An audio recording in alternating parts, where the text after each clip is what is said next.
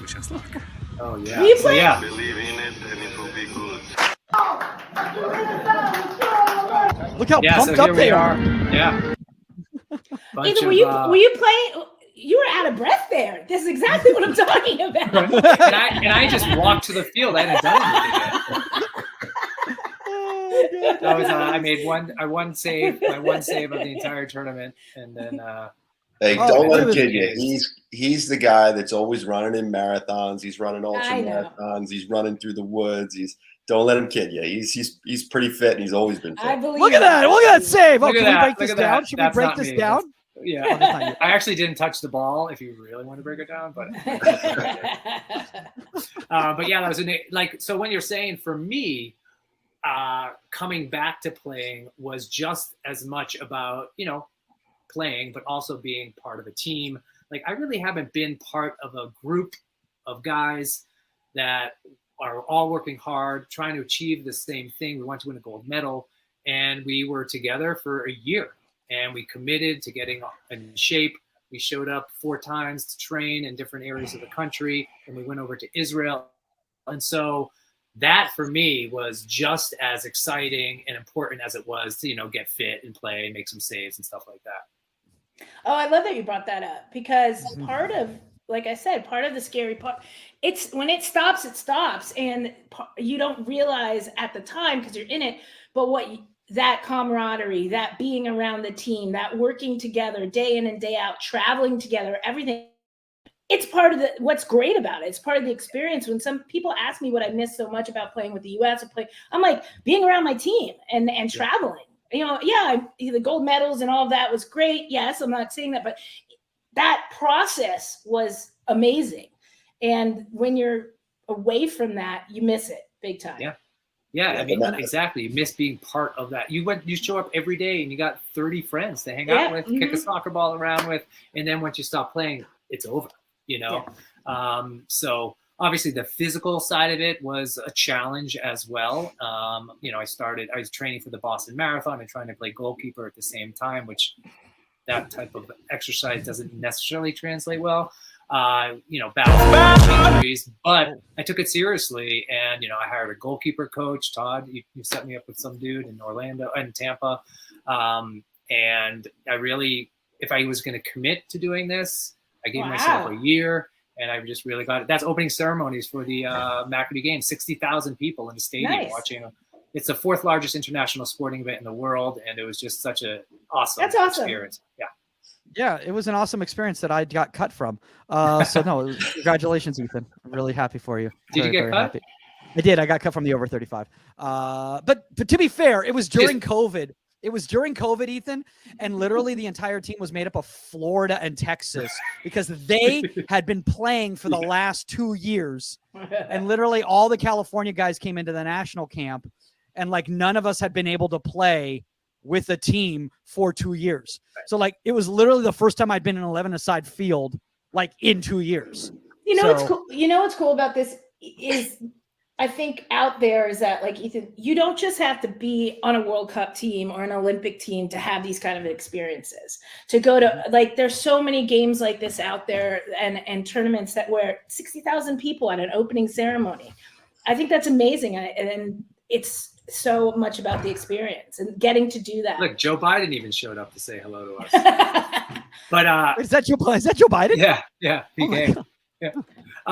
Where they're recruiting for we're playing in the Pan Am Maccabee Games, which is December 2023 in Buenos Aires, Argentina. So if you want to play, I know they're looking for players. So just let me know. Todd, I think he was talking to you. Yeah. I don't think that's in my cards. He could have been talking to me. He's like, that guy got cut a couple of years ago. That's who he was talking to. About 6 or 7 knee surgeries ago, maybe. Which I tell you, that's one of the things that I really, really, truly regret. I know Ethan and I had a conversation, gosh, it's probably been 10 years ago at least, where we were going to try to run a marathon together. And he's like, look, I want you to run a marathon with me. I'm like, all right, no problem. Well, I've had several knee surgeries since. I can barely run around the block right now. I'm so sore for a week.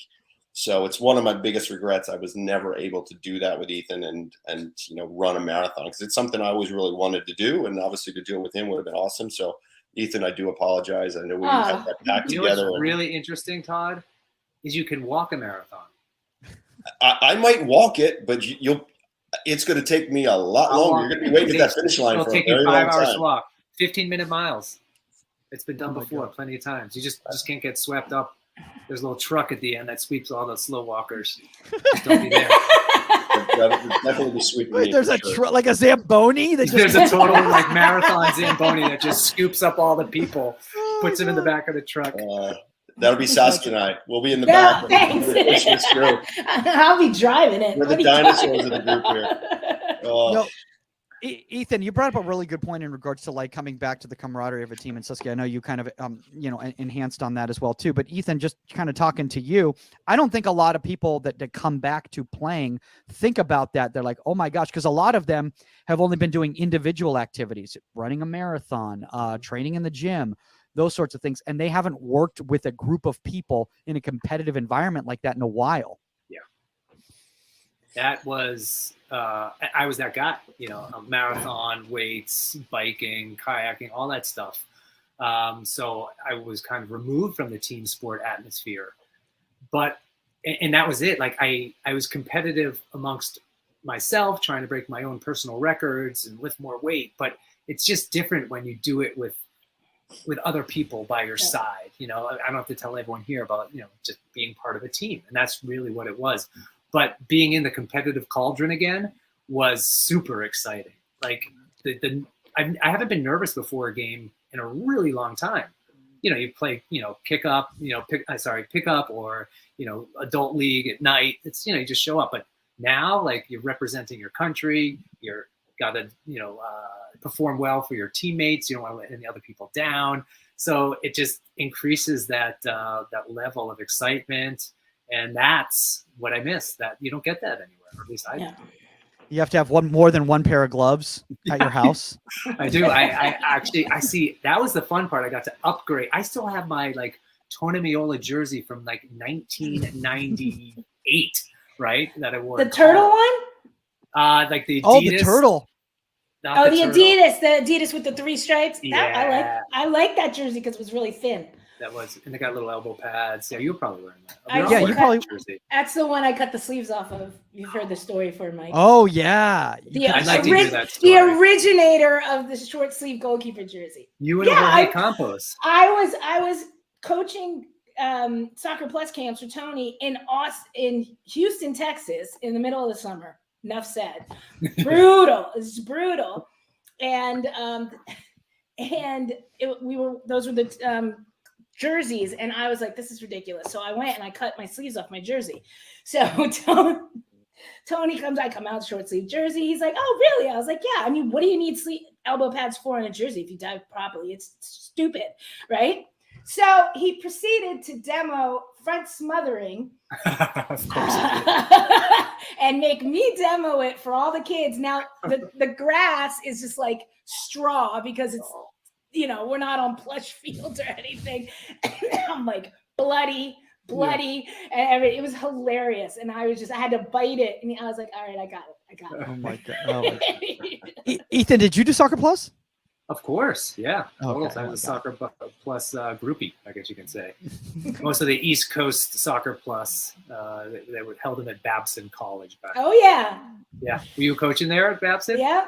Did Yeah, Babson. nice. Yeah, because that's what we did in the summer before we had a league and stuff. So we bounced around from all of Soccer Plus to train, and then I'd go into camp with the national team or something. I want all the NWSL players to to hear that. There we go. Go ahead. No, No, I we're just like- asked Saskia. we're I know gonna Lee say- Popper, but- I was just going to say, just the NWSL, we're talking about, being fortunate for what you got and everything like that. And every NWSL player who's listening to this right now, just be fortunate that there is a league right now so that you don't have to go work camps in the summer in Houston, Texas, in the humidity, demonstrating front smothers. And a short sleeve shirt.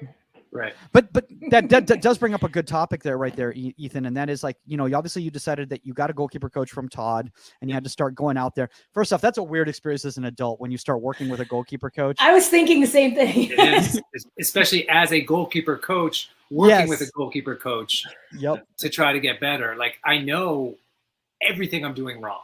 you know it. I film myself. I overanalyze everything I do, and then I hire a guy to tell me how bad I am as well. You know, so like, what am I doing here? Like, what are you thinking? But I didn't think held me accountable, and I had to show up. Like, I was paying the guy. I wanted to show up. Obviously, I was motivated to get better. And for me, it's, you know, it's the repetition. You know, field players don't necessarily understand.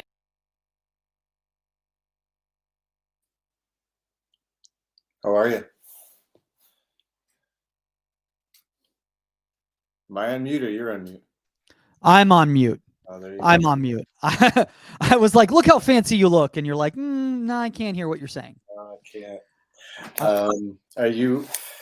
Can you hear me well? I don't have the ability to plug in. So how's everything? Should I go with headset just so I cut out some of the noise? You seem fine right now. If it's going to be a quiet environment, you should be fine. If you want to try headsets, we can try headsets and see what that. I'll have them on here. Do you have a ruler by any chance? I don't know where my ruler is. Yeah, okay. It's a very busy household, but I'll deal with it. All good, man. We're actually we sped up our moving as well. So we're moving. Oh, wow. A couple days. So behind, like, there's boxes and booze and. Oh wow, we're on the air live, just to give you a heads up. Oh, okay. Very good. The stream's I'm over 21 and I'm moving. So this is a live event. Wonderful. There we go. Oh my God, that's hilarious. Yeah, it's on all platforms, including the Union. Nice. You just started the stream about. That's what you were seeing earlier. You were just seeing pre-show. We always show a past episode so that people aren't just sitting there listening to me set up a stream. Sweet. Which can get kind of annoying for people. Saskia should be joining us in a couple minutes. She's just wrapping up a call right now. Okay. And then we will get started. But so where are you moving to exactly? So changing, just literally moving down the street. So. Oh, okay. It's not far. It's just when you have 2 dogs, 2 kids, and detangling a business, it's just a bit. So also choosing literally, probably not even arguably, definitely the busiest time of the year for you. Yeah, I mean, this is from a volume standpoint. It's busy.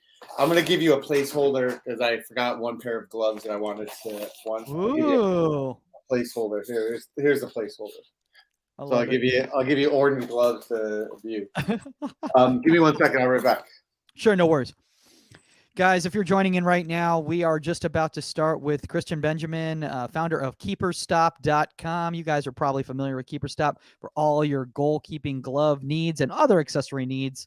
We're going to be doing a holiday gift guide, glove guide 2022. So put your comments in the comments section. We're going to be starting when Christian gets back and Saskia hops on. Start put those questions out.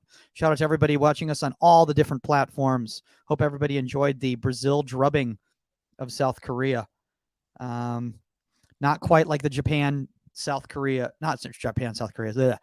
Croatia match earlier today. That was 3 PK saves. So if anybody's into goalkeeping, which is probably you, since you're watching this right now, you probably have some comments about that. So we will be starting momentarily when Christian gets back, as Saskia hops on. Until then, I'm going to play some music. Let's get some music going here. How about Into Space? Oh, yeah. Got some music going here as we're waiting. Nice royalty-free music as Keeperstop jumps on. This is not a music podcast, by the way, guys. Just this is just background music as we're waiting to set up right here. Again, we'll be starting in the next minute or so.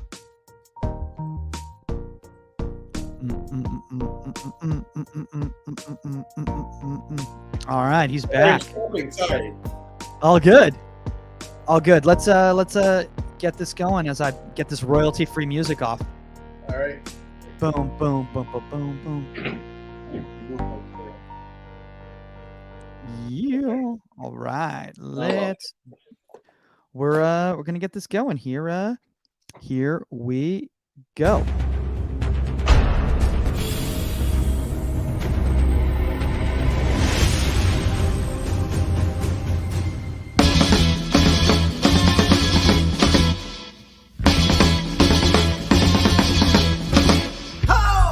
Happy holidays. Welcome inside the 18. I'm Michael Magid, live from Hollywood, California. With me momentarily will be 99 World Cup winner Saskia Weber. But joining us, because we got a very special holiday glove guide 2022 going on, we have the one and only Christian Benjamin of Keeperstop.com. He's got his own hands. Look at that. He's got multiple hands for you guys. How you doing? Thanks for having me. Excited, man. Excited, man. Obviously, I can see that you're in the middle of a lot going on right there. Not just the business and stuff, but you got a little move going on, don't you? Yeah, we always got things in the air, but as goalkeepers, we got to be adaptive, right? Doesn't matter. Sometimes you get a 15-minute warm up, other times you get the full hour. So who knows? Oh man, and I know you do quite a bit of coaching yourself, and you got to love that when you put this whole session together, and then the coach is like, "Yeah, I need them right now. Can you send them right now?" And you're like, well, they've literally grabbed one ball. Yeah, Saskia will tell you as well. At college game, they're like, head coach, it's whatever they have. Yeah, 15 minutes or an hour, doesn't matter. So. Yeah. Or you're like, well, we've done an hour and a half of training now. Are you guys at some point going to need the goalkeepers? Oh, man. Look who's here. What's up? Okay, how are you? Hey, what's going on? We've just been discussing the fact, Saskia, that as Christian was talking about, like, sometimes as goalkeepers we have to be prepared for anything, either 15 minutes of warm up or an hour and a half of warm up, and at some point they're going to call the goalkeepers. Or walking out and getting right in. What are you talking about? 15 minutes. That's amazing. Who's giving 15 minutes? Christian, obviously we're going to be talking about gloves today, which everybody's really excited about. And shout out to all you guys have been doing over at Keeperstop, not just with obviously, the content that you guys have, but some people might not be aware you actually have a store. It's not just content. You have a store. Yeah, I mean, we find that blend between a marketing company and obviously goalkeeper equipment. My passion is in goalkeeping. I started as a goalkeeper coach, love goalkeeping, and I just turned my passion into a full-time job with opening up Keeperstop, and now I can still pay my mortgage, sell goalkeeper gloves, as well as do the training. So it's a good balance. I mean, look, man. I mean, as goalkeeper coaches, we have to be entrepreneurs, as Saskia knows, right? You got to figure it out. You don't want that you don't want to sit in an office behind a computer. Oh man, exactly. So Christian, for people who are not familiar with Keeperstop, and obviously we had Paul on last year, who was in the middle of a little bit of a crazy time at the end of the year with a child on the way and all of that. But why don't you explain a little bit about what Keeperstop is and how it kind of came to be? Sure. Actually, a quick funny story is that the idea of Keeperstop came about in I would say 1989 actually. I was destined never to work in corporate America again, and that's exactly my point. Just when I found goalkeeping, I was a baseball player actually, and what is that theme? You like Matt Turner? What's going on here, dude? Or should you be playing for Arsenal too? I was a shortstop in baseball, and I had great range and very quick, but I could barely touch a crossbar at that time. I'm like 4-0, right? And then my buddies played soccer, and I was like, give it a shot. And again, fast, quick, could jump over the moon at that. And I didn't know any better. It's before I hit any soccer camps, and went to one Soccer Plus camp back in the day, and never looked back. I was like 14 years old, like first time playing, and so I was a baseball player. Transition. I was your coach, wasn't I? That's why. I was your coach, wasn't I? That's why. You remember Kim Wyant? Of course, I know Kim. Yeah, she was actually one of my first. And what's it? And Khan was her last name. Canadian national team goalkeeper Khan. I can't remember her first name. Oh, with a braid. Yeah. Exactly. Oh my God. Yeah, so it was like Bernie Watt. Anyways, so Bernie, of course. But Kim, let's give a shout out to Kim because she coaches NYU men's. That's great. men's team, and she's doing incredible. Yeah, she's doing great. Yeah. So actually, Keeperstop started because I called Adidas International on the phone, quarters, payphone, ting ting ting ting ting ting ting, calling them up. I wanted Goicochea's shirt, which was the Montevideo. So I called them up, and they're like, "Yeah, sorry, not available in the U.S." I'm like, "What the?" I'm like a 14-year-old kid. If I dive on my stomach, at least I want to make sure I look good because I didn't know the technique at that point in time. So, anyways, I vowed from that point on. I'm like, looking at compost and the rest of the forefathers goalkeeping from my standpoint. I was like, it's a fashion position. We got to look the part. You got to look the part, of course. So I was like, that is when Keeperstop started. A bunch of quarters in a payphone at Lewis Mills High School in Burlington, figuring out with Adidas. I mean, the person on the other end is like, who is this kid and why is he calling me? Benjamin is like the Calvin of goalkeeping. It's amazing. It was the fashionistas back then. There was what was his name? There was a goalkeeper for Rutgers, David. What was his name? And I swear to God, he was just the most dressed goalkeeper you'd ever seen. Like at Rutgers University, he had if he had his whites on, he had all white goalkeeper outfit on, white gloves. He matched the blue, he matched the red, he matched the black. It was phenomenal. Yeah, that's where it started. But really, what Keeperstop does is, what I'd like to say is, we're for goalkeepers by goalkeepers, and for us, we help parents, coaches, and goalkeepers select the best equipment, but basically specializing in goalkeeper gloves, the best equipment that meet their playing need as well as their budget need. And that's very important because we're not just an online retailer and you have a catalog of information. You can call us, you can email us. And I'm a goalkeeper coach. I try these things out. We get chastised by other retailers. Like, you don't carry enough goalkeeper gloves. No, we try them on. And if we don't like them, if it doesn't fit a particular need to me and the goalkeepers we represent, I don't carry them. Yeah. I have a question. You brought up budget. Sorry if I'm jumping ahead, but you brought up budget. Go ahead. In today's day and age, compared to when we were playing, not talking to you, Mike, you had limited options, limited companies. And now you have so many companies getting their gloves from the same production lines and everything like that. So there's a lot to choose from, which has brought the cost, in my opinion, the cost of finding a quality glove actually down. Yeah, I mean, I think there's a goalkeeper glove for everyone, and it fits a particular budget. That's the primary reason for buying. Of course, you buy for color online. Ooh, it looks pretty, but at the end of the day, the family budget or the goalkeeper glove budget is paramount, or equipment budget is paramount. There are a lot of very good second-tier manufacturers now around the world. It used to be China, ran the roost, right? That's where a lot of the best companies were. It was either China or in Europe somewhere. And now you have, Pakistan, Bangladesh, Myanmar. There's a lot of different manufacturing centers, and some of the biggest companies, right? As we know, I mean, you have Adidas that could be manufactured in Hungary in one particular glove, but their takedown model may be in Pakistan or Myanmar or Bangladesh, for what have you. So, yeah.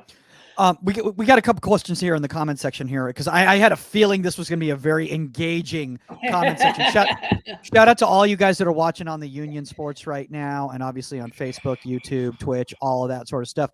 We have a comment right here. From where did he go? Right here. Here he is. Philip Handel in Sacramento, and he goes, if there's any discounted glove or jersey style that you can bring back today, what would it be? Ooh. Discontinued. Yeah. So my favorite glove when I first started Keeperstop was a Sundico glove. It was the titanium, right? So titanium roll, which in my estimation was probably for me, it was my first entrance into a hybrid cut, still a roll finger, but it was tighter, it was sleeker, very reminiscent of some of the styles you see now. It was lighter weight, but I just remember having it in my hand, and it was like having pillows. So for me, it was the one that I admired and remember the most was the Sundico glove, the titanium. But for me, and now bringing back goalkeeper folklore again, is like my first glove that I really saved up money for. My grandparents helped me buy it as well. It was a $60 Tione Miola Royce glove. That was my first one that I was like, I remember the arrow. And so for me, it's gonna be, I love those retro gloves and designs, but if I had to pick one again, it would be a Syndico. Syndico still is out there. People have bought the naming rights to it. But like I based like that fit experience for the first time when I first tried a glove. I'm like, ooh, this is great. And it's like salivating, and you have a flashback, of that glove and how that felt on. Yeah. We got a comment in here from I'm Africa. looking him up. Oh, you're looking him up. Yeah, Christian, there's a lot of questions for you here, man. So we're really excited about this. This is coming from AJ over in Namibia. I think I pronounced that right, Namibia. Big fan of platform. Why don't you reach out to Africa? Namibia is a country next to South Africa. So I think what he's trying to ask is, in regards to Keeperstop, why don't you reach out? Do you have a Keeperstop Africa? What's the best way for people in Africa to get a hold of any of the products at Keeperstop? So we love shipping around the world, and we do, but there's certain exclusions based on USPS rules. So unfortunately, this day and age, USPS or local customs don't make it exactly easy to ship things. So, for example, like Namibia as an example, why we love to ship there, the likelihood of it getting to its final destination, is less likely than a residence in the U.S. So we have to assess risk versus reward.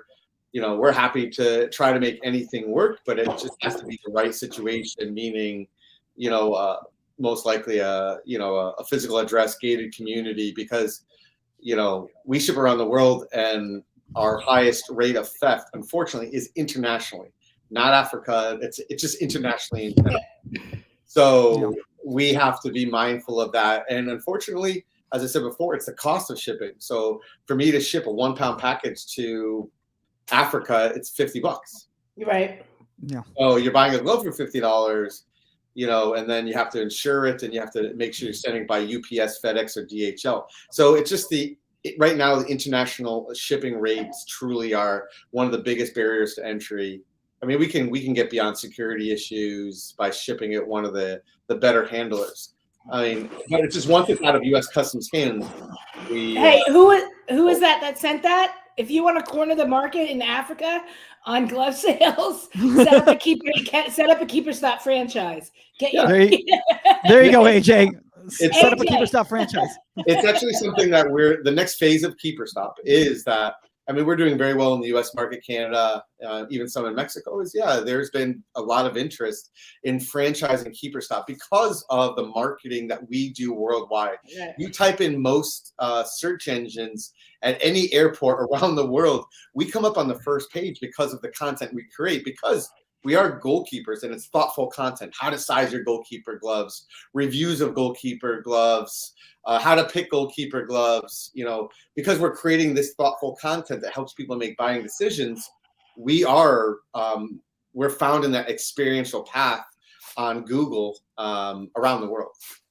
So here's another question in the comment section I think is really useful for a lot of people here. And again, guys, keep throwing the questions in there. We have a rundown, but honestly, these questions are really important, especially we're talking about a gift guide for 2022. A lot of people have these questions. This comes from Hector Castro. What's up, Hector, up in New York? He says, just got the boys' new gloves, ! We find it better to have a pair of practice gloves and game gloves and rotate them. Is that common? Yes.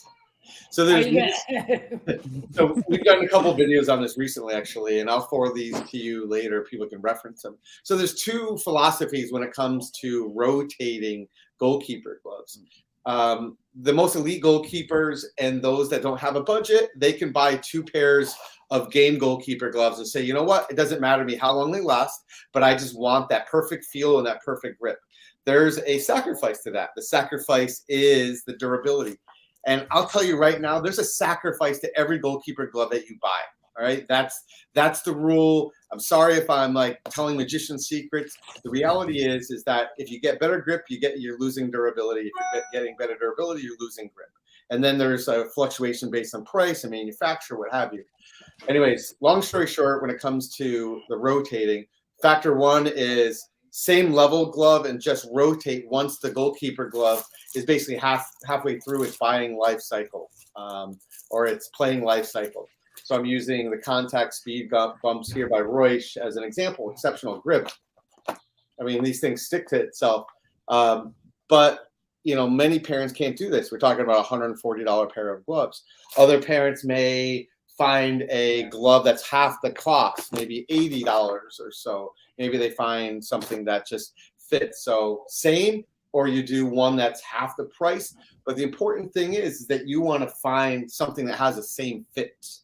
So if you're in a negative cut, you know, hybrid cut, what have you, but slim fit, then find the corresponding practice pair. That's where we come in. We can match that game pair and practice pair. It's not just you guys shooting in the dark and like, you know, what am I going to buy? I'm just going to fit. I'm going to find a price. That's it. Yeah. I love what you were just saying right there, you know, because like, I think one of the things that I've noticed a lot of times with parents, Saskia, is they'll be like, oh yeah, you know, I went to, you know, Big Five Sporting Goods and I got him a practice pair of gloves, you know, but we spent, you know, $180 on his game gloves. Well, which ones is he in more, you know, or her in Well, more? it's not really about that. I agree. It's you know, I always had multiple pairs. I mean, look, I was privileged and I had sponsors, so I rotated and I had multiple pairs, and we won't even get into that. But I think that parents and I think coaches don't, especially if they don't realize. So like, even when I was ordering gloves, let's say for UCLA, for like before I left for this season, it was like I needed a certain amount of gloves per goalkeeper, per size for the season. And like coaches will look at me and be like, why do you need so many gloves? I was like, it's not like a pair of cleats. I was like, you know, they're going to wear out. They can't wear. I must have missed an email. Sorry. Yeah, I mean, they're gonna wear out. Like they need multiple gloves. They need game gloves. They need. It doesn't work that way. And I think that, you know, you have to have. Not everybody can afford to rotate a game glove as their practice glove. You know, okay, so I wore this in 3 games. I'm gonna use this as my practice glove now, and then new game gloves and new game glove. You know. Not everybody has that ability. So I agree, you do have to find something as a comparable fit to mimic the game glove that you're using. You know, and if Big Five has it, have at it, you know, like 100%. So spend $180, or I wouldn't, you know, spend whatever you have to spend on the game glove, but find a comparable glove, whether it's not Big Five, but at Keeperstop, and find a comparable glove that they can, you know. I meant a couple things. I mean, I meant Leslie like a non-goalkeeper specific type store. You know, this wasn't a plug for Big Five Sporting Goods. Yeah, no. You know, the reality is we steal business from the big boys every day, whether it be Big Five or biggest retailers online, because we are for goalkeepers by goalkeepers who specialize that we know the equipment.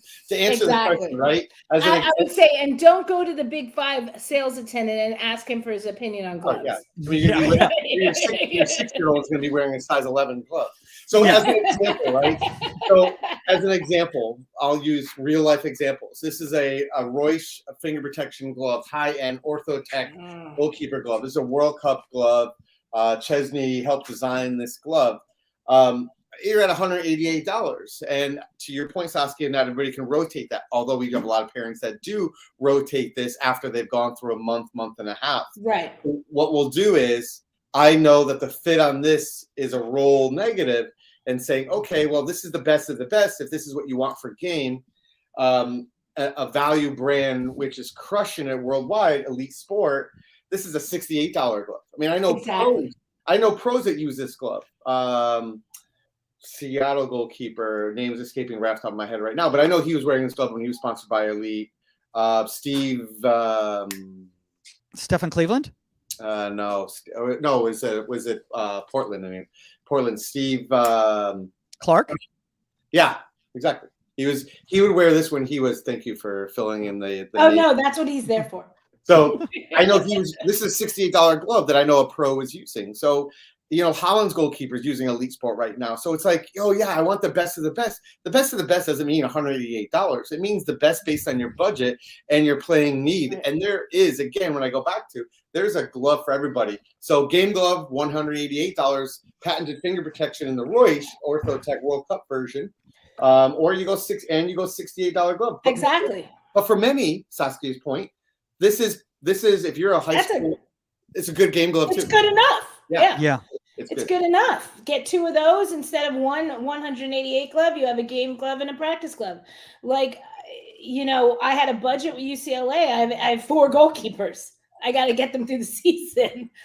So I can't buy, that many $180 pair of gloves. So you have to find what comfortable. I think the biggest question I always get when parents ask me, "Oh, we're going to go buy new gloves. What do you think?" For me, I always tell them the same thing you're saying is it's specific. It's what you like. And so you have to try them on. Parents out there, you've got to take a minute. And if you want, go try a pair of gloves on or know what your child likes and then order them. But don't just say, those are the prettiest, those are the flashiest, and De Gea is wearing them, so my son's going to wear them. Or my daughter's well, De Gea is not wearing them at the World Cup, so I'll tell you that. Not. Maybe you should have gotten the $60 there. Unfortunately, parents can't do that anymore. Even in Dick's Sporting Goods, or again, we'll say a Big Five, right? Say Big Five. You can't walk in and saying, "Hey, I want to try on 5 pairs of size 9s." It's 4:30 East Coast Standard Time, so some of my employees are leaving. So bye, guys. So you can't do that. But we're at Keeperstop, we can say, okay, what's your budget, finger protection or not? What are you wearing now? What do you prefer as far as a cut goes? Is this for game or practice or any other special needs? And we could extrapolate based on all those things and find the best glove that meets the budget. We are developing an app for that. So, but anyways, so we could do that where nobody else can. And it's not any fault of a sales clerk at, one of the Big Five or a .com representative that you're calling that sells $300 million of soccer equipment. It's that they don't have the expertise. I picked a particular niche that's very loyal because I love the niche goalkeepers. I'm passionate about it. And for me, it's not the 15,000 pairs of gloves we sell a year. It's the 1 pair of gloves that I sell each and every time because that creates a long-lasting experience. It's amazing. And I'm sure you get it, both you guys, as goalkeeper coaches. I get it as a coach as well as a retailer, that I'll get parents and goalkeepers that have gone up through their youth ranks that are on the youth national team, knocking on the national team door, and they're like, "Hey, you've been a part of the journey the entire time." And I'm like, thank you for, and it's just like, and I'm the guy just selling them goalkeeper gloves. But it's a trusted relationship because they know that I'm not going to steer them wrong. And if you think about it, I get people buy gloves based on budget, but what's really important is that you find a glove that meets your budget that builds your confidence. Absolutely. Yeah. So I want to talk about something because you put this up: female gloves as compared to regular gloves. So the reason I want to bring this up is, number one, I have a very big hand. I'm a 9. Not a lot of women are. Jen Mead was a 10, which blew my mind. But I'm a 9, but I also have big hands, like big, thick hands. So I'm fine with any glove. So what is because I know parents out there will be like, well, because I have a daughter that's a goalkeeper, do I have to buy a female glove? What is your thought process on that? I know I'm going to say no, but like, are they marketing it to it's a thinner, like around the finger type of issue? Like, what is the difference? Look at that smile. I love it. I feel it's particularly related to sizing, right? Because we all have our sizing preference, our cut preferences. So it's particularly related to cut preference. If you're a goalkeeper that's long and slender, your hands are going to be long and slender. And there's going to be a particular glove that's going to be appropriate for you or you prefer, such as a negative cut, using the Adidas competition as a as an indicator. And this is a $80, $90 Adidas competition glove, 2.0 latex, which is a game latex for many college or high school goalkeepers. But regarding female gloves, I don't think that there needs to be a particular goalkeeper glove for females. And I know they're going to say, well, I manufacture this glove in a certain factory in this certain country to fit women's hands. I think it's a definite consideration as every retailer or service provider providing product that needs to figure out. But for me, I would say, hey, you want a textured palm with a narrow palm because it fits your hand better. You go with, I'm just against shooting, you go with a Royce Pure Contact that is like uber thin against your hand, a minimalist design, right? Or you go with I like those. Send those to me. right college discounts. As I said, I missed that email from UCLA. Maybe I'm not with UCLA anymore. And in about 4 hours, they're going to win the national championship. I know. So it's about picking the cut that you prefer, and to your point, maybe you were better suited for a flat palm glove or something of a roll nature that had a little bit more of an expansive palm. I mean, I know you were a Nike sponsored goalkeeper at the time, probably with a national team. Yeah. So the Nike, SGTs. They were working on it. Yeah. So again, if you look, it was back in the day. A flat palm cut, as an example, will give you. Yeah, but see, I like the negative. I mean, this is getting too personal. Like, I like the Royce negative. I like the Adidas and stuff like that. I'm not sponsored, obviously, by Nike anymore, or Adidas or anybody else. Or saying that, but that's what I like for my finger because I like that shape. I can't stand finger saves. If this is all personal, I'm just saying that to you. There's no need for them, in my opinion. But that's just me. Saskia, it's funny that you just brought that up in regards to how I feel about finger saves, but that's okay. The sponsorship and everything like that, because obviously when you were playing with the national team and I'm playing in WSA and everything like that, a lot of the glove companies that did sponsor different athletes, including yourself with Nike, would ask you players, or they would give you prototypes and get feedback, and you saw the evolution of the goalkeeper glove to where it is today. So I'm just curious, what was some of the feedback that you would give to these people? It was fit. I think back then, I was Nike for a long time. Then I actually was Sandico for a bit and Umbro. But I think that you went through a transition back then when everything was fit for men. And so I'm not saying about the female glove, but I'm saying about the width and the length and stuff of things. And we're talking about uniforms as well. So if you go back and you look back to old U.S. national team, congratulations to 91ers. They just had their 30th anniversary. But if you look at the Adidas uniforms that they were wearing, they're all like really bulky. They're men's uniforms, right? And so back then our feedback was always like, what are the drawbacks from this? And so for me, my biggest thing with gloves was that I have really, really thin wrists. So I have big hands, right? I'm a 9, they're thick, they're long fingers, everything, but I have really thin wrists, like knees, ankles, everything.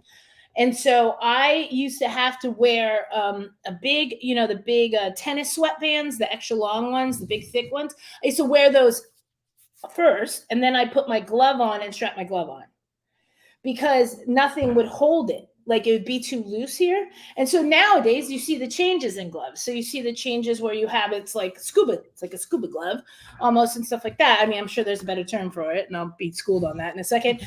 But that wrist issue was the biggest issue for me. And so that was my comeback, because no matter how well the glove fit, it was still not comfortable here. It was too loose. Or I'd have to strap it and the strap's like hanging off like this far and stuff like that. So I would always have to wear. And so if you see me in photos, you see like the glove and then you see white sticking out. That's a wristband. Those are those huge tennis wristbands Nike tennis wristbands that I used to have to wear under my gloves to hold them in place. Mm-hmm. Wow. Now, Christian, I just saw that you just pulled out one of those scuba gloves. And then I've heard parents call them dishwasher gloves too. Yeah, but the evolution of the material has come so far. It's different textiles. You know, it's not just a big bulky neoprene or a cloth anymore.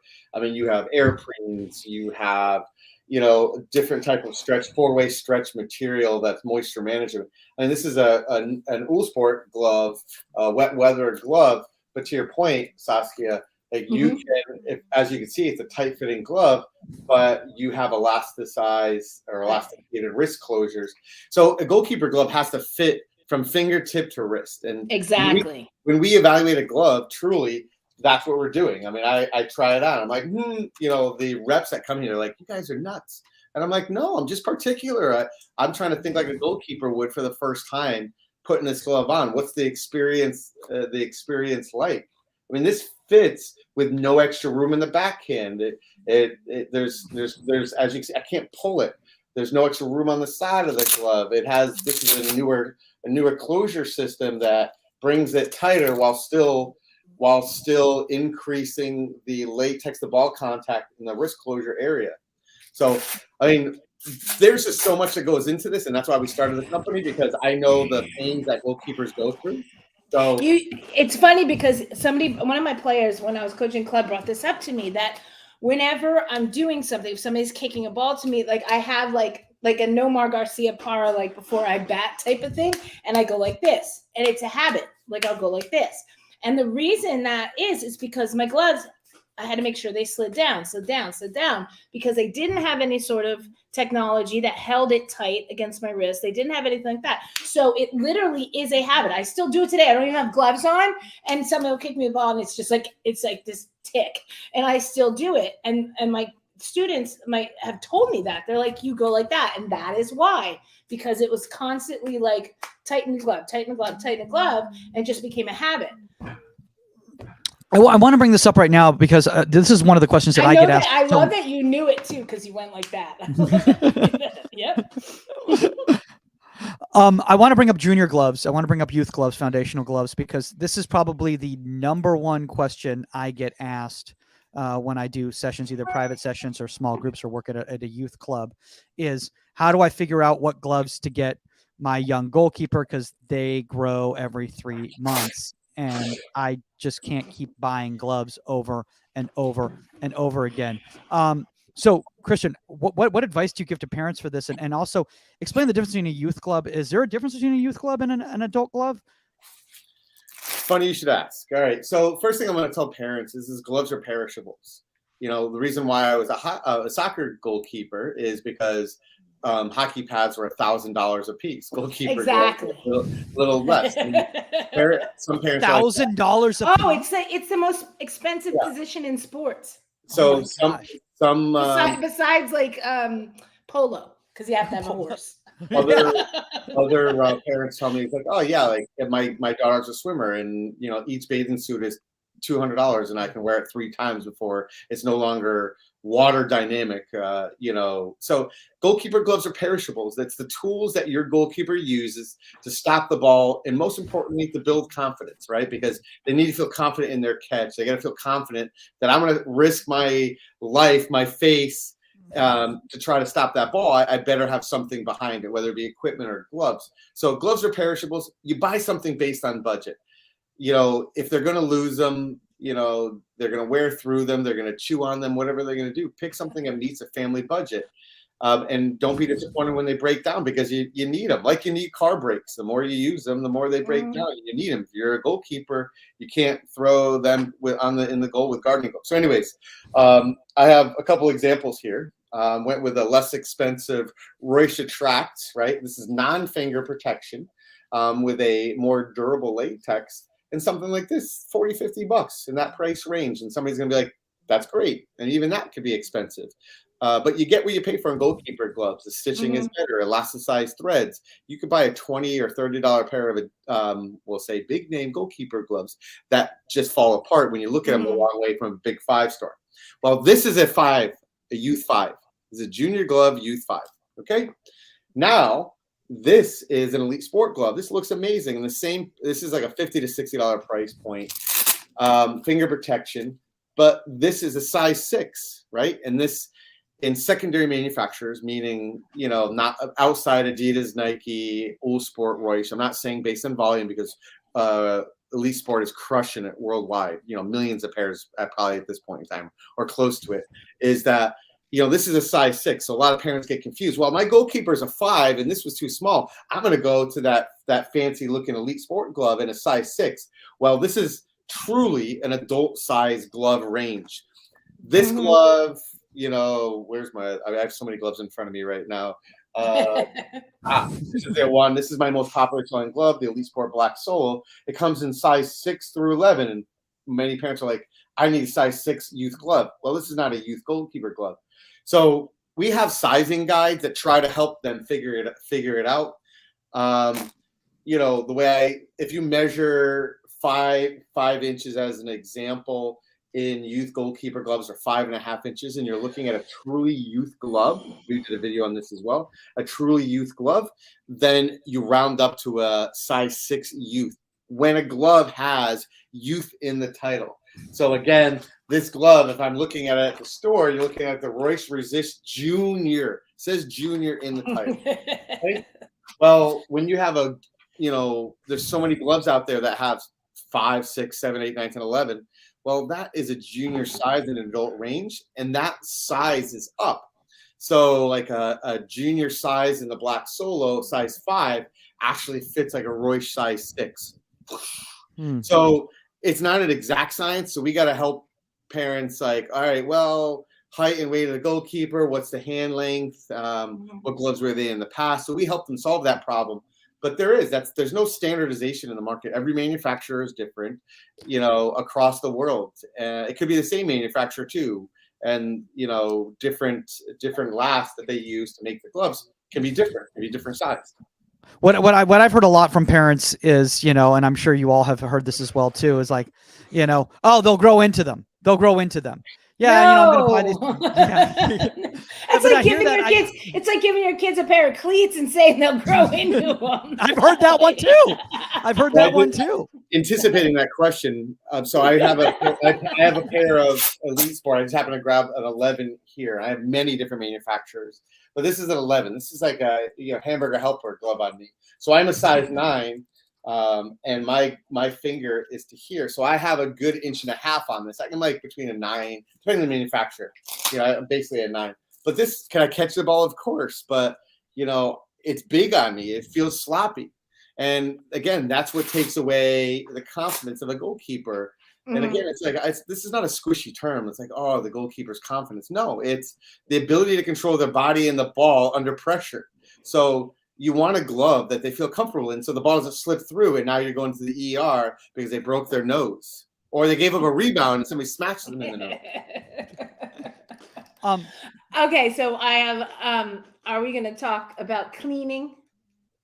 We will. Can we do this real quick? Just because I don't even know if we have a rundown right now. Like, we do. But it's been flowing so naturally. I haven't even really been going to it.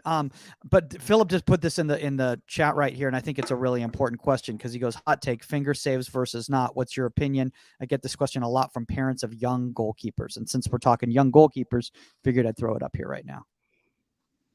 So I know no finger saves. I mean, I get the goalkeeper purist or the goalkeeper coach. We always want to have the best catching experience, a natural experience.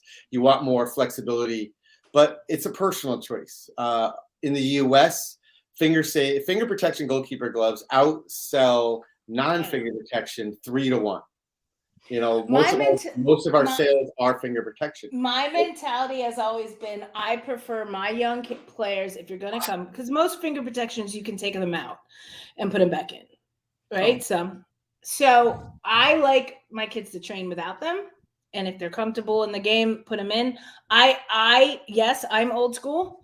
I feel that it's taking away from the flexibility of your hands. I think it's taking away from the strength of your hands. I equate it to training with a knee brace with nothing's wrong with your knee. So you're taking away from strengthening the muscles in your hand or in your knee. Like you're relying on something to help you. I believe in strength. That's my opinion. I'm old school. That's true.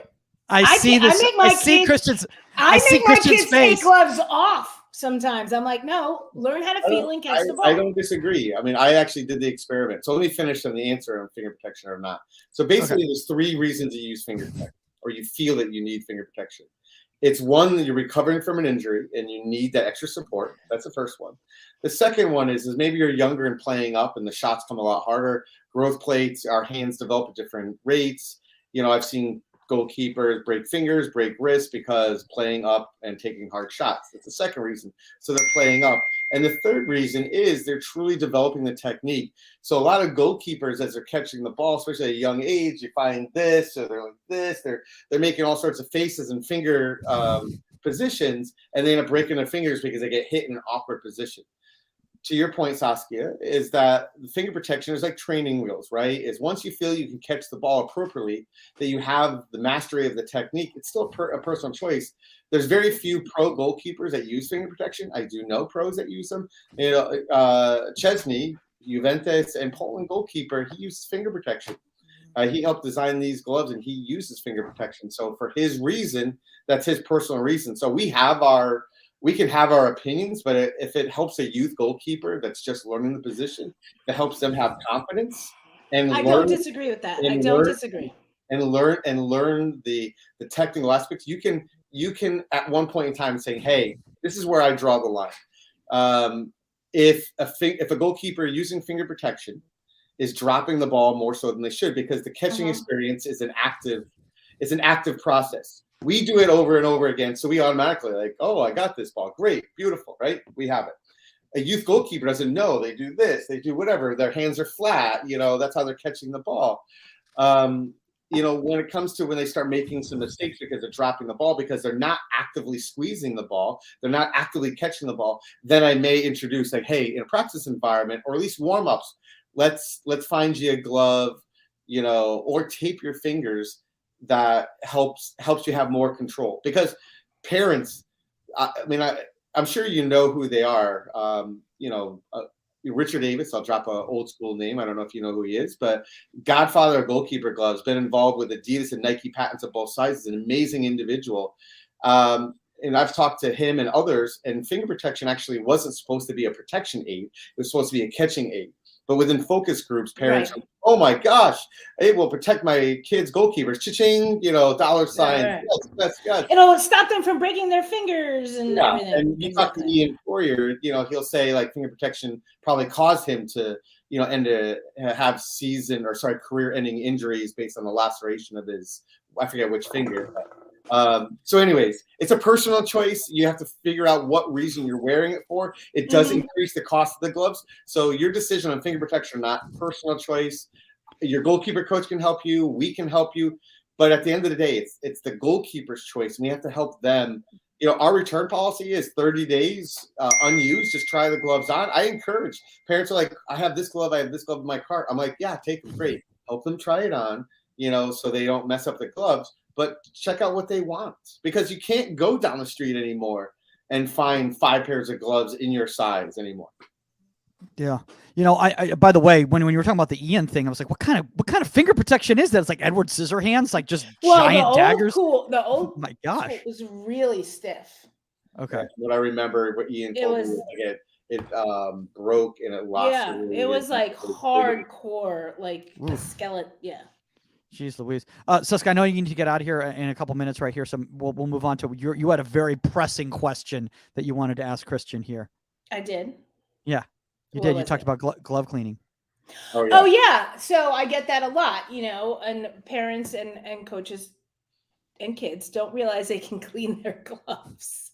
You know, and gone should be the days when you brought the kids in at Soccer Plus camp or at camp, and you had to like just put a mask on because the kids would stand there and the gloves would smell so bad and everything. You can clean your gloves, people. You can clean your gloves. Goalkeeper gloves are perishables, as I said, right? But they will last you longer if you clean the gloves. You will ensure you have a ride home in your carpool. Right? Exactly. You know, people will sit near you. So there's a couple of things. When you wear goalkeeper gloves in practice and game environments, you're putting, you know, elements into the glove. So from the inside, you're sweating into the glove, into that fabric of the glove. From the outside, so you have the sweat and bacteria inside. On the outside, you have dirt, you have Spit. spit, you have It's true. the crumb. Gatorade. Yeah, you have everything. You have the Hair bad gel, whatever, makeup, whatever. So you want the glove to look as clean as this as possible. And this is brand new. It's beautiful. You can sleep. You're sending me that one. I'll send you whatever you want. But cleaning the gloves helps them last longer because you're taking the sweat and bacteria out of the inside of the glove that dries the glove out. That's what makes the glove hard. It pulls the moisture out. It eats it, right? And that's what makes it stink. Parents and goalkeepers, you don't wash your goalkeeper gloves all season. Okay, try this then. Don't wash your socks the entire season. What happened? Or your underwear. Your skin depth. Don't wash them for a whole season. See what happens. It's the same sweat. It's the same bacteria. Gross or not, it's the same thing. So, you're damned if you do and you're damned if you don't. But your gloves will last longer. You are increasing the value or the longevity of your investment, which is your goalkeeper gloves. I own Keeperstop. People give me gloves all the time. They want me wearing their stuff because we create ridiculous videos on them. I was last night in the shower cleaning my gloves. And I used to do that too.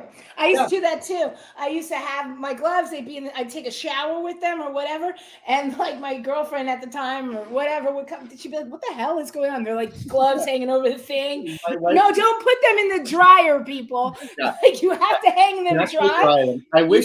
She used to take showers with my gloves all the time. I wish I wouldn't make you seasick. If you want to, I'd take you upstairs right now. And I show you, they're hanging inside my shower right now. Absolutely. I use a glove-specific cleaner. Glove-specific cleaner. You can't use Palmolive. No offense to Johnson & Johnson. You can't use Head and Shoulders. You can't. It's got to be a glove-specific soap. If you're in a pinch, use Dove. Woolite. No, Woolite. So. Woolite. You want low phosphates, you don't want any drying agents. You want the things that are not going to dry out the glove. And even Dove has drying chemical agents. Yeah, and you don't want moisturizers either. So it's low foaming, it's low phosphates, it's all the the chemicals in there that dry out your skin. The same thing with goalkeeper gloves. Oh my god, man! I didn't know if we were going to have an hour worth of content. We've got 3 hours worth of content. We could keep going for another couple hours. Taking showers with my gloves. Yeah, I did. I have 2 pairs up there. I'm bathing my kids last night, and I put that. I'm like, they got their pajamas on, and I'm like, Daddy, what are you doing? I was like, I'm cleaning my goalkeeper gloves. You have to take care of your equipment. Is the moral of the story. You have to wash it. Absolutely. I want to bring this up, and Seska, take off whenever you need to. Yeah, I'm gonna bounce. I'm waiting for those Royches. 9. The direct message to your address. You get whatever you want. I gotta go take a shower with my goalkeeper gloves right now. Awesome, I love it. Merry Christmas to everybody. Good to see you. All right, let's continue on here, Christian. So, because there's so many questions that I think a lot of people have, and I just want to make sure to address them. Thanks for taking the time. I know this is like a really busy time of the year for you, so for you to take this time. So anything, I'm always available. Glove glue. That's a question that I get asked a lot of times. People will be like, "Oh, is this just a gimmick? Why do I need to buy this for my kid? Like, when do they put it on? When should they? Are they doing too much of it? Do they do it before they play? Do they do it a few days before? What's your thoughts on that?" I mean, glove glue helps fill a void in the longevity of a goalkeeper glove. So glove glue as a company, now they have their own goalkeeper gloves. They prepare. They have the wash. They have the glove glue, product as well. So they have 3 different products. But you use glove glue when your glove is starting to break down. I mean, it's a youth goalkeeper. As a pro goalkeeper, you don't see pros adding anything. You can't add anything. FIFA rules, you can't add anything to the glove that increases the performance, right? You can't put steel toes in the tip of your boots. So it's like a pine tar, like it's pine tar type of thing for parents who are listening and like no baseball. Yeah. At the pro level. Okay. But at the youth level, say that you have a glove that starts to abrade, an Adidas glove that starts to abrade halfway through that cycle. It's maybe a few months old, doesn't have the same grip anymore. Then before the game, you spray a couple sprays onto it, you let it dry for a few minutes, and you'll have a tackier glove. But you are putting a foreign substance into the glove. There is a life to that glove. It will it won't have the same grip first, second, third, 10th catch. So maybe at halftime you do the same thing again. But at the end of the game, what's important is that you want to wash the glove. You want to make sure anything that you put in the glove, acid rain, sweat, bacteria, glove glue, you want to take it out. You fill the pore. Latex is a porous material. You want to make sure you keep that porous material as pure as possible. So whatever you put into it, you want to take out. So Glove Glue as a company as well is exceptional because you have the glue, which millions of goalkeepers have used now to help their catching experience. But they also have a spray in between that you put inside the glove that helps it smell better, that helps eat some of that bacteria between washes. You have the soap, which again, is a specifically formulated glove soap that helps your goalkeeper glove. So, there's other goalkeeper glove soaps out there, but Glove Glue has a full range, that a lot of goalkeepers appreciate. Yeah, and it's just funny that you were bringing up in regards to like with the washing of the gloves and then the drying of them, because I've heard from a lot of parents out there that like, oh yeah, I just throw them in the wash with my kid's uniform, and then like I need another glove like in 3 weeks type of thing. So can you explain to them what the dryer does specifically? Is it because it tears up the material? Is it because it dries it out? And how is it? And how can you recover the glove? Can you recover the glove? We have 3 hours legitimately in front of us right now. No, I mean, for goalkeeper glove longevity, there's got to be a care process. And part of that care process is selecting a goalkeeper glove that meets your playing needs. Like if you need something on turf, you need something more durable. Okay, after practice, what do you do with that glove? After X amount of practices, you will need to wash the glove. You need to have a specific formulated glove or a woolite as your minimum criteria. From there, you hang dry it. You don't wring it out. You hang dry it and squeeze some of that excess water out, which is what I did this morning to my goalkeeper gloves. So you hang dry it. You don't want to accelerate the drying process. So you don't want to put it in the dryer, and you don't want to have it directly in the sun because you're pulling moisture out of it, right? Mm-hmm. It was what is latex? It was it was a liquid. They put a curing agent in. They folded it a bunch of times. They folded air into it, and now it becomes a solid. So when that dries out, through use or through just atmospheric, just being here in your house, whatever, or being in your car or being in your bag. And that's the other point too. You don't want to put it in your bag. People just throw like, oh, I'm done. Throw my cleats and my gloves next to each other and they're rolling around together. Keep your gloves. I have a glove bag that I use separately. It's upstairs in my room right now, and I use it separately because it keeps my gloves away from stink away, sweat away, as well as my cleats and things that can harm. And you wash the bags too, right? Yeah, you wash the bags as well. You can. I rinse them out. It's not the same process. Again, the stuff is perishable, and the nylon does break down in time. So you throw them away and you go for a new one. Yeah. Christian, and again, I know we're already going close to an hour here, but like I've got a lot of questions here because like I think one thing about myself as a goalkeeper coach, throughout my life and as a goalkeeper, I'll be straight up honest with you. And I know a lot of goalkeeper coaches out there and players as well, that we don't know a lot about gloves. Like we know what we like. We know what we like when we play or when we coach or whatever, but we don't understand the different cuts and under the different straps and the maintenance and all those sorts of things. Is it important for a goalkeeping professional to understand their equipment to that level? I think so. Again, going back to my original statement is goalkeepers are buying goalkeeper gloves and equipment that meet their playing and their budgetary needs, right? That's the foundation of this. And that within that, you're trying to find something that builds your confidence. So I think that you need to have as much experience as possible. And I understand that it's impossible now based on the amount of sporting goods stores are going out of business. We get buying, people want to buy Keeperstop. And it's because they want to add us into a portfolio of other companies and what have you. And we've maintained our independence for 15 years. But it's because we know the cuts, we know the manufacturers. I will say, I think it's important for goalkeeper coaches truly to be objective, not get blinded by free gear, which Pakistani glove company is giving them free gear at the moment. I get a WhatsApp message every 10 seconds from Yeah, somebody trying to get me to make you a have glove. reputable ones too. I mean, there's some great high quality manufacturers coming out of Pakistan right now. Elite Sport, One Glove, are manufactured in Pakistan. So are AB1, West Coast, and we all try to come up with this allure of like pro grade latex. It's very similar. The most important thing is when a goalkeeper coach and a parent and a high level goalkeeper, meaning if you're in high school, you should do your research. You should ask questions. Hey, why is this the best? I need something for these conditions. Help me out. Don't just pick it based on color. So I think you need to know why you're buying the goalkeeper glove. And I will go through that very quickly. We did a video on this, which has been very helpful.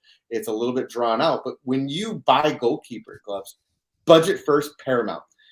Finger protection or not, because you have to figure out finger protection adds more. So do you need the $180 finger protection glove, or are you going with the $60 plus $70 goalkeeper glove? Where does your budget lie? I mean, even within the Royce range, you have finger support. So you got to figure out where your budget is. And I can tell you, or we can tell you, even through the descriptions, look at our descriptions. It's like reading a sonnet. They're long and lengthy for a reason, where most people are adding less these days because it's just big, pretty pictures. And I was just trying to buy stools online from Wayfair, not to plug anybody else's name. I'm not sponsored by them. But, I was like, how can I tell the difference between $100 stool and a $500 stool for my kitchen counter? That's why we put all that information on it, so we can help articulate what it is. So again, price, finger protection or not, and then I'm going to go into cut. What cut do you prefer? Are you 6'4" and 140 pounds? Then you need a more slender glove. You need a one glove geo glove, geo range glove. You need an Uhl Sport, super grip goalkeeper glove, or I have goalkeepers that I want the tightest fitting Adidas goalkeeper glove, but I'm 5'10" and 200 pounds. There's some glove that my fingers look like sausage casing, and while I want a tighter fitting glove, I have to be realistic. So unfortunately, Amazons of the world, you later see my creative director leaving. No alone now. Oh, is he the one that came up with these goalkeeping glove categories? Because like I have a question about in regards to when you go on Keeperstop.com, is that this is kind of the first thing you go when you click on gloves, is like this, it's got these different categories, and like, is there a specific reason you chose these? Yeah, so specific reason, but let me finish on the goalkeeper. Oh, sure. Why you pick them? So it's cut or not. So based on, do you like roll finger? Do you like negative cut? Do you like it minimalist, right? So you got to pick a glove based on your cut. And then we can go into other features. You could go into wet weather. You can go into, do you need something with more durability? Or do you need something with just game all weather? Something for turf specifically. And then last but not least, pick a glove based on color. Do you like all black goalkeeper gloves, or are you a USA fan and you want the new One Glove Maverick glove? We came up with a glove name, Miles and Will, with my blessing or like, my homage to John McCain was, the Maverick and Top Gun for that matter. But anyways, so that's why you pick goalkeeper gloves based on that. We have a video on that. What I wanted to do with the categories, in the next version of the Keeperstop, it may even be more specific. It's just to help a novice goalkeeper or a parent come in and saying, hey, I want finger protection gloves. I want spineless. I couldn't think of another word, just gloves, but that doesn't really describe them well. So I just try to pick the top categories that help with them landing them in the correct page and learning about the correct glove. I mean, we've created side-by-side comparisons. Not that a lot of people use them because it's just you're reading, paragraphs of information side by side. But we've tried to help as much as possible for people to make an informed decision on their own, and we're always here for a reference. Yeah. So I think that's really great that you do that, because I think one of the problems I remember back in the day when I was a kid, and you'd have your Eurosport catalogs and all that, is that you really wouldn't know you're looking at pictures and you have really no idea. And again, one of the things that's really cool is that you've got a chat feature, I think, on your website, right? And that's not like a bot. That's like one of the actual people at Keeperstop that you can talk to get some feedback, right? It starts off as a bot, actually. It's AI. Okay. So we have because we're at the point right now where we're only we're like 4 full-time people, and we went over $1 million in sales last year in goalkeeper gloves alone, and that's just a lot. But we're trying to grow responsibly. So we're a small business. I pay my mortgage through what we do through Keeperstop, but every glove sale does matter to me. But it starts off as an AI bot. Like, I have a question on our returns. Our return policy is this. But at the end of the day, if you have a question, like I was doing it this morning, the owner of the company was going through like, hey, I need a $60 glove. And I'm like, great, the elite glove. Look at that. I want something with a U.S. flag on it. Oh, look at I need something for my kid, and I want something that's a little bit more youthful and fun. You can go with a Calaca or Calavera. When you're looking at finger protection, I want the best finger protection. We get those. And I'm always like, you pick it, BMW, Mercedes, you got the Reusch patented finger protection, or Uhlsport, their new flex frame carbon, which is a much different but patented, finger protection system. Yeah. I want to say this as we start wrapping up here is that, a lot of people ask me, should I be wearing gloves when I'm coaching? And I hear different stories from different coaches, and everyone seems to have a different opinion on whether a goalkeeper coach needs to be wearing gloves. Do you have a feeling one way or the other, or a recommendation one way or the other? If you're being assessed for USC, well, you got to have your socks hyped up too, right? Or UEFA, you have to have it up. But like, there'll be some points when I know that I'm demonstrating. Like, I actually just sprained my ankle yesterday demonstrating breakaways.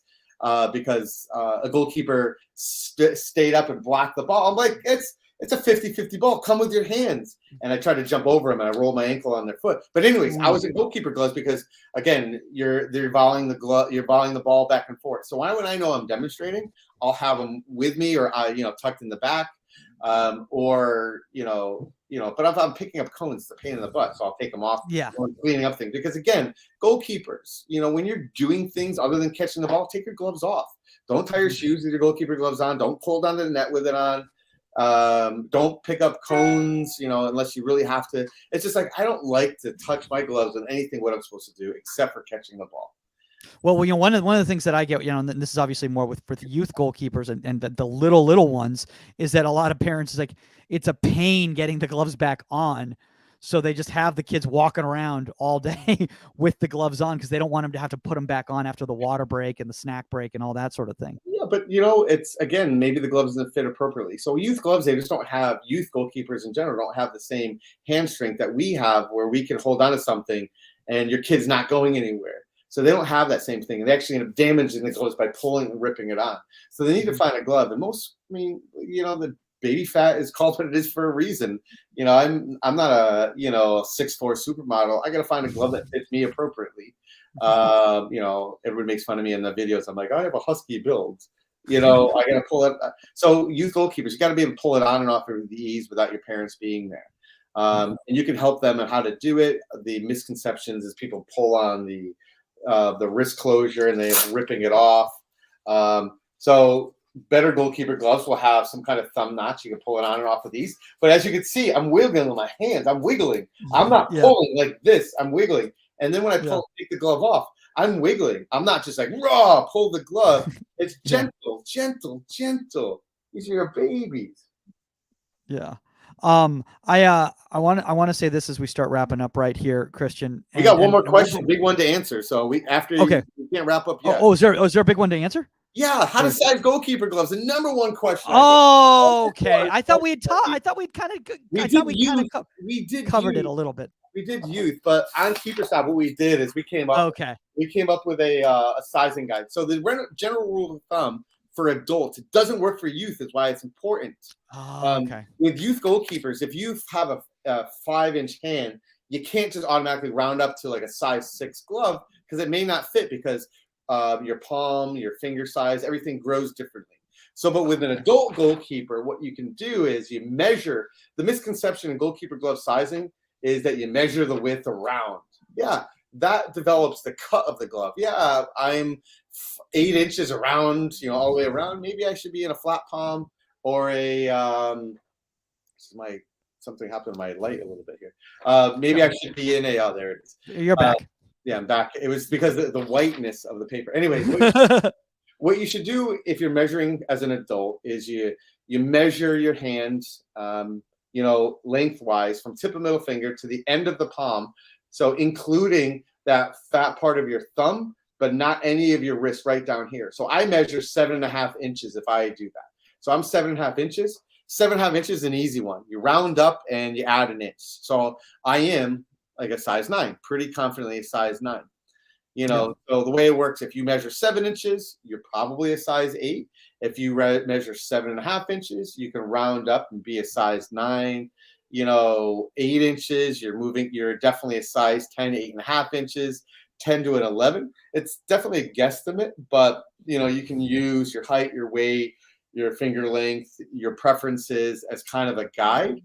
Youth gloves is the one that's a little bit more problematic, especially when you're picking between manufacturers.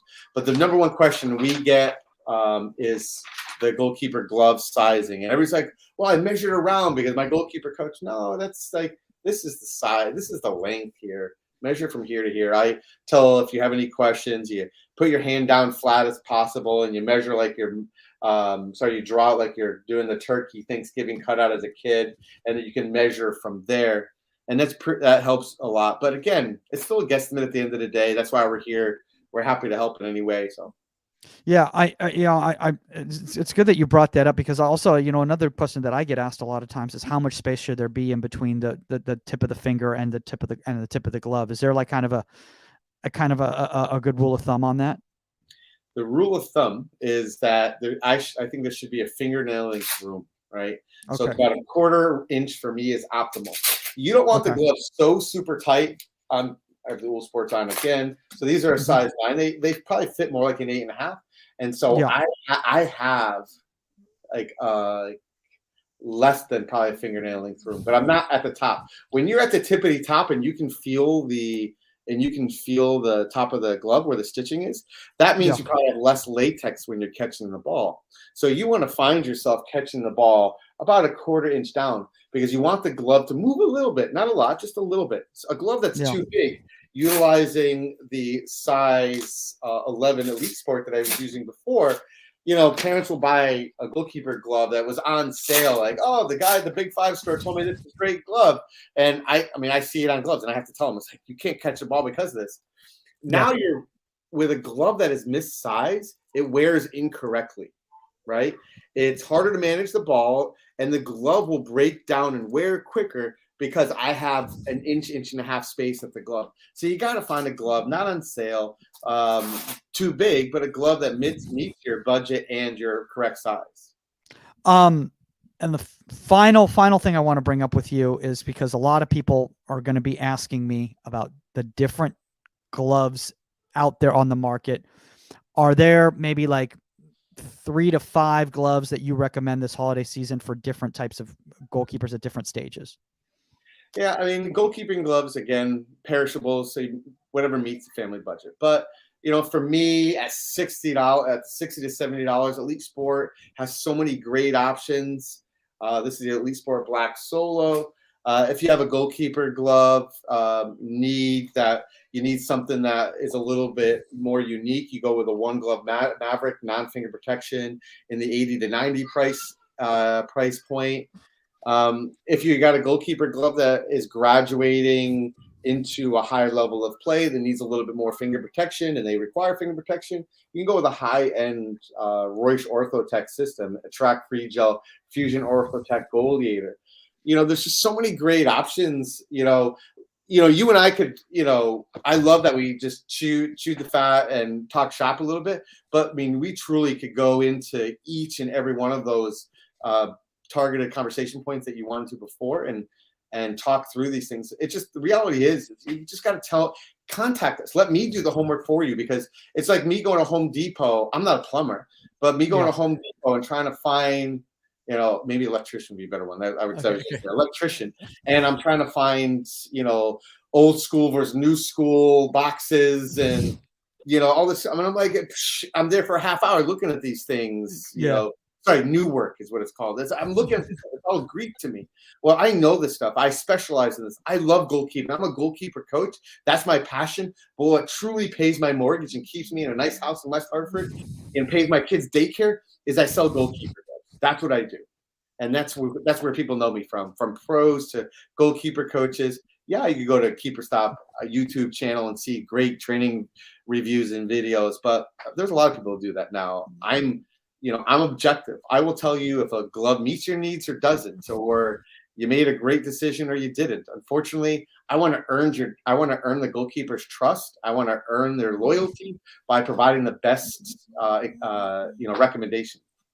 Well, you know, I mean, it's funny that you brought that up because I think that's a really good way to wrap this up before we kind of, get some plugs out for you right here.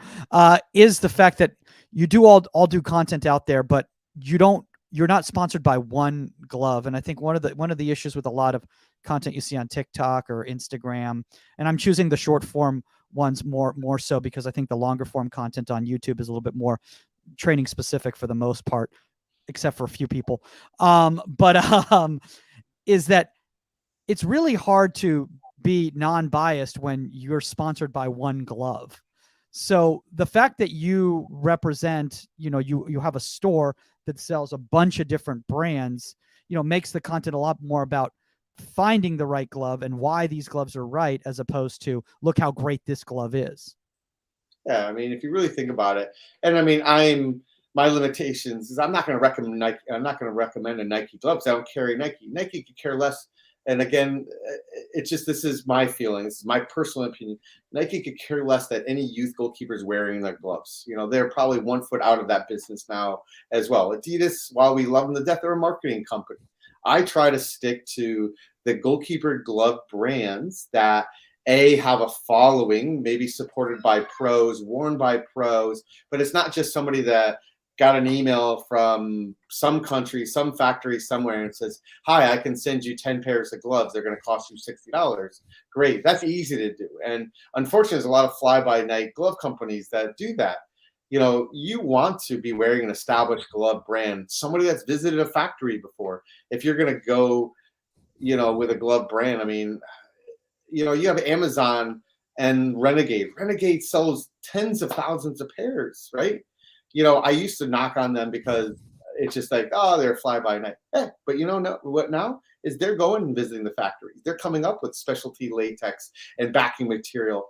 So companies need to evolve, as the goalkeeper coaches do, to unique latexes, to differentiating textiles in the backhand. And that's how they truly become glove companies, is they're being designed for goalkeepers as opposed to being designed just for a price point. And there's a lot of fly-by-night goalkeeper glove companies out there. They're like, yeah, I started this. Here, buy my gloves. I'm also a goalkeeper coach. And I appreciate the entrepreneurial aspect of it.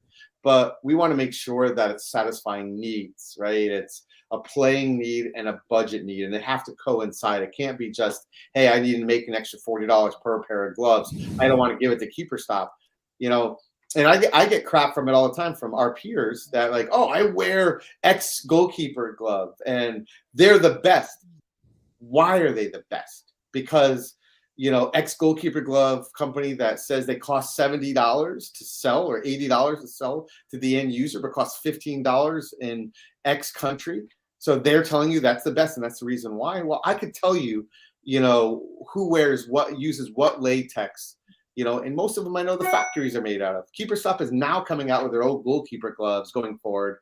Inside the 18 will be my first sponsored goalkeepers. We're going to disrupt the market, but you know why? Is because I know it. I'm not going to replace the market. We're coming up because I know what everybody manufactures, and I know what goalkeepers want. We pick what goalkeepers want and need because of look, because of style, because of budget, because of finger protection.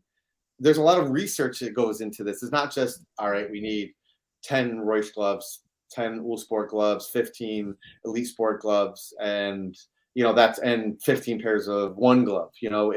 We're picking them. And I don't mean to plug Keeperstop because, again, I work for Keeperstop. I own Keeperstop. I started as my baby. By the end of the day, I work for the goalkeeper in the family. That's truly who I work for. My job is to, bring goalkeeper gloves to training and be like, hey, try these on. How do you feel? How do they work?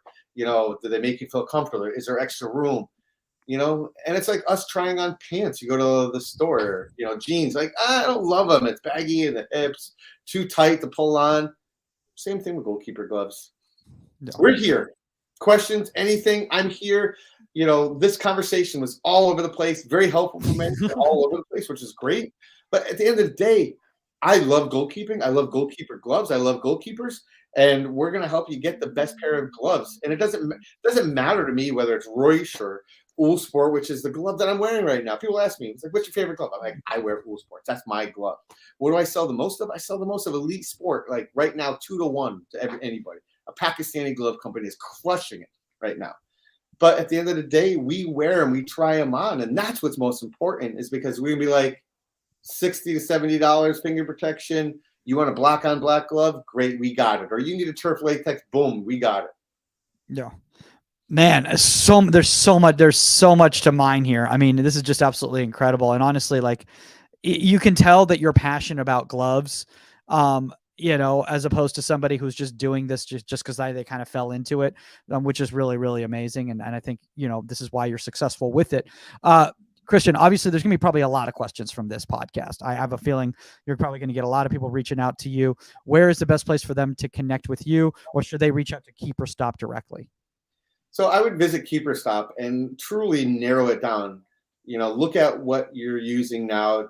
Is it there? Figure out what your price point is. I mean, those are decisions and the questions I'm going to ask. So, you're welcome to contact me, Christian@keeperstop.com.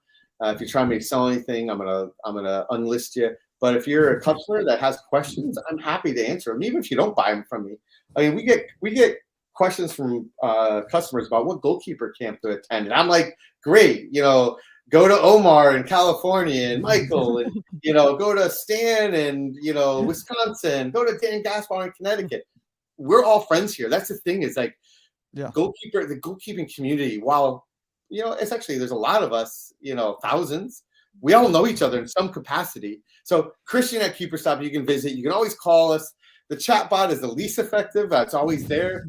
But because I can't be on it all the time.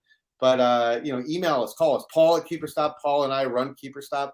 We're the wealth of knowledge that tries on all of this stuff. So we're the two primary ones that will answer any questions. And guys, I know there's some people that we haven't gotten to their questions here. Just want to let you all know, if you're new to this right here and you're not familiar, there is a community called the Union Goalkeeping Community. It is an app. It is a free platform on web and mobile, and you can engage there. Please share your goalkeeper glove stories, your questions. I think there's a glove group in there specifically. I know Christian and we've been a little bit crazy the past year or whatever, but we'll definitely have to talk about some things that we can collaborate on. But honestly, a lot of questions, guys. Keep engaging in there. Shout out to all you guys who have joined the community, all the pro coaches, all the youth coaches, all the parents, all the players. Shout out to Danae, who just showed her Surf Cup pictures this weekend. That's really awesome. We love to see you keep progressing with your careers. And young coaches out there, don't be shy to keep asking questions. I see some of you guys in the comment section get a little bit hesitant because of some of the names that are also in the engagement forum. We're all here to learn. I can learn from you. You can learn from me. As Christian knows, we all learn from each other. I've learned a lot from this podcast, for instance. So just keep learning, guys. That's really, really the best thing I can say. You can reach out to me directly at Goalkeeper Podcast on the Union, or at Michael Magid on the Union. Anything non-goalkeeper related, go to michaelmagidcomedy.com or at Michael Magid on other social medias. Christian, this has been incredible, man. Anything else you want to plug before we get out of here? Again, coaches, goalkeepers, parents, I'm here for you. Reach out to me. Any question, I'm happy to help. Cool. That's all the time on Inside the 18. Happy holidays, everybody, and we are out. Yeah!